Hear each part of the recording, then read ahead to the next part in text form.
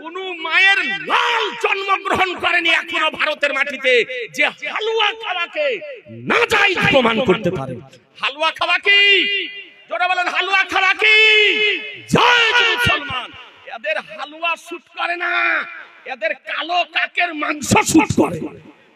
ওদের গুরু আপনার মোল্লা রশিদ আহমদ গাঙ্গুহি ফতোয়ায়ে রাশিদিয়াতে লিখেছে যে কালো কাকের মাংস খাওয়া যায়, যা জগতে কেউ খায় না। জি, হালুয়া খাওয়া বেদাত আর কালো কাকের মাংস খাওয়া যায়।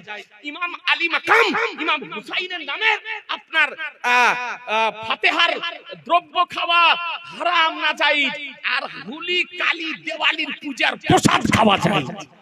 ওদের গুরু লেখেছে, ওই দলে যায়, ওই দলকে সমর্থন করে যে হোলি দিওয়ালি কালী পূজার প্রসাদ খাওয়াকে জায়েজ বলেছে।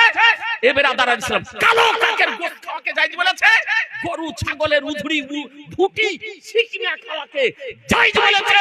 এ বেরাদার, কোন ভাই ভুলবশত যদি গিয়ে থাকেন, এখনো তওবার দরজা খোলা আছে। আহলুস সুন্নাত ওয়াল জামাতের প্ল্যাটফর্মে ফিরে আসুন। সুন্নি জামাতের কর্ম সময়ের মধ্যে মিলাদ শরীফে জালসাতে, শুক্রবারে ফজরের নামাজের পর, জুমার নামাজের পর মসজিদে মাদ্রাসাতে মিলাদ শরীফে দাঁড়িয়ে ইয়া নবী সালাম আলাইকা, ইয়া রাসূল সালাম আলাইকা, ইয়া হাবিব সালাম আলাইকা পড়া জায়েজ জায়েজ জায়েজ। মুস্তাহাব ও মুস্তাহাসান, উচ্চ স্বরে সমবেতভাবে দরুদ শরীফ পড়াও যায়। এই সমস্ত আকীদাবলীর উপরে আপনারা পাহাড়ের মতো স্থির থাকবেন। বলুন ইনশাআল্লাহ, জোরে বলুন ইনশাআল্লাহ।